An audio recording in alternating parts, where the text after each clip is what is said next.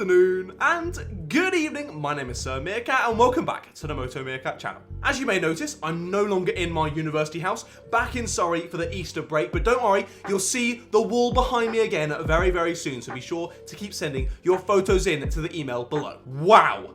How good was that season opener? I'm still in shock, and it's almost been a week since it happened. It hotted up at the start, but as it's Bahrain, I assumed that it would taper off as it usually does after like kind of lap 10 or so. But no, Bahrain really outdid itself, and the race was almost as good as the race last year on the outer loop. But at least this race didn't have any heartbreak for George Russell. I don't think I could take any more of that. But in the race, we ended up seeing battles up and down the field. It was mental at points. We even saw a three-way battle between Carlos Sainz, Fernando Alonso, and Sebastian Vettel, which kind of made us question what year it was. And of course, we had that battle for the lead between Max and Lewis that was kind of bubbling away throughout the race until we got an epic showdown near the end, with Hamilton eventually winning in slightly controversial circumstances. Now let's have a little chat about this controversy, because some people have been asking for my opinion on it, so I thought I may as well give it. Michael Masi did confirm after the race that it was stated in the rules and regs prior to the race that should a driver gain a, and I quote, lasting advantage thanks to going off track, then they must relinquish the track position. But they said that they would be more lenient on just general track extensions throughout the race. So obviously Lewis knew this, so he pushed for absolute maximum lap time by track extending throughout the race. I believe I heard somewhere that he track extended something like 48 times. It was just ridiculous, which I personally think should not be allowed. I don't really see the point of having track limits there if they're not going to be followed, if they're not going to be enforced, but there we go. But obviously I'm not the rule maker, I don't make these kind of decisions, and I kind of feel it's a slightly different, separate issue that maybe I should leave for another time. Would you guys like to see me make a video about track limits? Let me know in the comments down below. But switching back to Max and Lewis and their whole kind of situation, Lewis knew as well as the fact that he could track extend throughout and that he would be fine. He also knew that gaining a lasting advantage from track extending was not allowed. So what he's been doing was fine, and he knew that from the rules. But what Max did, he saw and was like, well, no, I've read the rules and you definitely can't do that. So as soon as Max went off track, he complained over the team radio to bring light to his disagreement with Max's overtake, and the rules were then enforced by race control, as Max was told to allow Lewis back through. Now, one thing I'm not so sure of is the legality of how long he has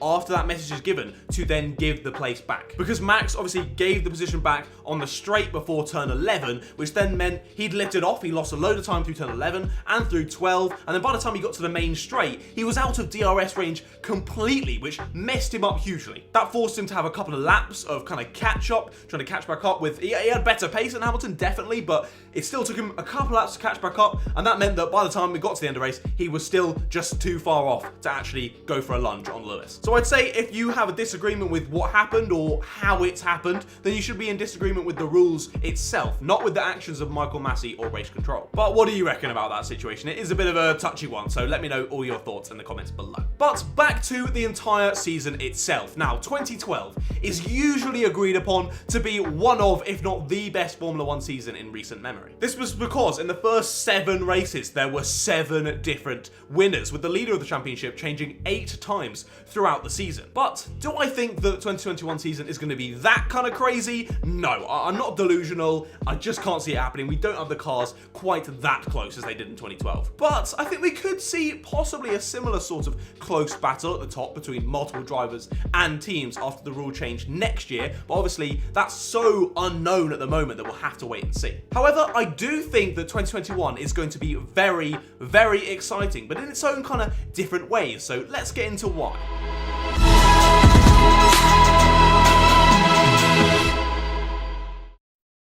Now, every year, Mercedes claim that their development hasn't been too strong this year and that Red Bull could really be tough competition this time. And then we get to the track at round 1 and Mercedes have created like a teleportation device that means they can just skip all the laps of the races and win.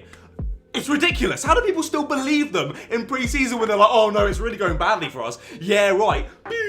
to be fair, this season is where they've kind of lied the least about that. Because we got out on track in Bahrain, and the Red Bull did genuinely look very, very strong. And I really do believe we'll enjoy a good title battle this year between Max and Lewis. Do I think Max can beat Lewis? No, not across the season, I don't think. But I do reckon he's going to be a lot closer on points than he's ever been before, and that at many tracks he'll be on pace, if not much quicker than the Mercedes. Adding on to this, that second Red Bull seat does seem to be a little bit cursed, and the tradition did kind of seem to carry on into the 2021 season, with obviously Sergio Perez now taking up that second seat. He didn't even make it into Q3 on Sunday. Obviously, he had the pace, but the team decided to go on a strategy to get him into the Q3 on the mediums.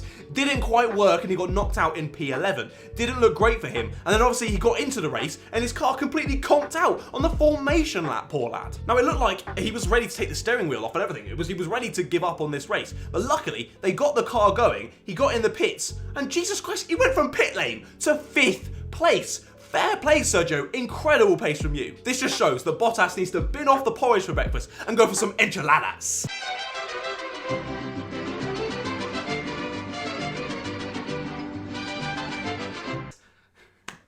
I'm pretty sure I think they're Mexican.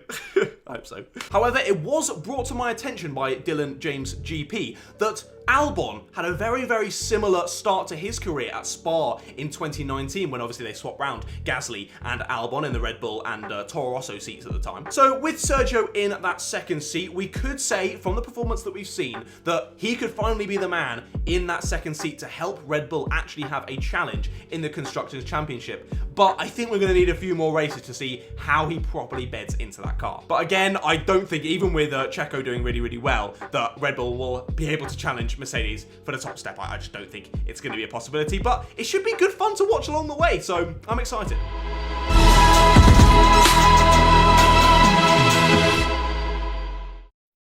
For the past few years now, we've been mainly focusing on the midfield battle because Mercedes have been so bloody dominant at the front. And in 2021, the midfield is hotting up even more than ever. McLaren have continued to improve through 2020 and now into 2021 as well, with their formidable lineup of Lando Norris and Daniel Ricciardo. And they seem to be the ones to challenge for that third position. But bringing the fight to them, unexpectedly kind of, was actually Ferrari and AlphaTauri. Ferrari's pace really, really surprised me. They've done a cracking job over the winter to make that car better, and I'm really happy to see them moving up the grid, with Carlos seeming to be bedding in well at his new team, with a more than respectable P8, which was definitely more than I was expecting from him. And then AlphaTauri, where have they come from? They were exciting in 2020, don't get me wrong, they had some great performances, especially Pierre Gasly taking the win at Monza, of course. But the AlphaTauri boys had serious pace in Bahrain. Pierre Gasly was looking great until he had an unfortunate accident which swept off his front wing and kind of sent him to the back. And then obviously Yuki Tsunoda. Wow, what a Formula 1 debut from him, scoring a couple of points as well and showing through his team radios he's got some serious grit, some serious firepower. Listen to this team radio. Like, come on, I got fucking traffic. Damn, that man has a heart of a lion. Yuki Tsunoda is really getting me excited for his career. I can't wait to see what he does. And then I also believe that Aston Martin and Alpine will provide much more of a challenge to these three teams moving forward. They didn't look great in Bahrain, but I think over the full season, they're going to have a lot more pace. So that would mean a possible 5-team, 10-car fight for third place in the Constructors' Championships. That sounds epic to me.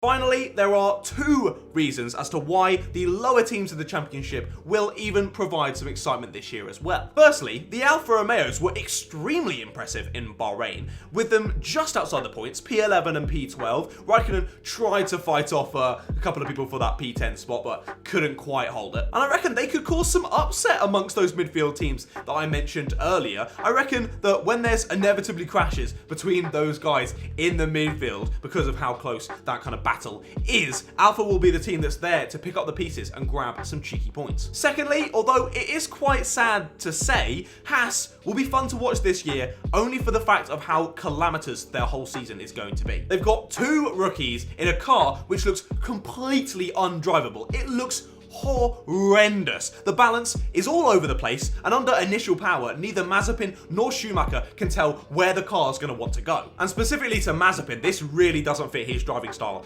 at all. He likes to grab the car by the balls and absolutely rag it, which this car clearly absolutely hates. And he spun 3 times in qualifying, ruining the session for others such as Sebastian Vettel, and then binning it at turn 3 in the race. So I'm looking forward to many, many more crashes coming from those Haas lads. It's just a given at this point that they're probably going to crash at most races, and it doesn't really matter because Dimitri Mazepin is going to be there to pick up the bill anyway, so who cares? But there we have it. That is all for today's video. I thought I had to make a video about that crazy season opener. It just got me so excited for this whole 2021 season, and I hope you're just as excited as me. If you are, be sure to drop a like on the video. I do really appreciate that, and subscribe to the Moto Meerkat channel as well, so you don't miss any of my future motorsport content. But otherwise, thank you all so much for watching, and I will see all of you Meerkats later. Goodbye, guys!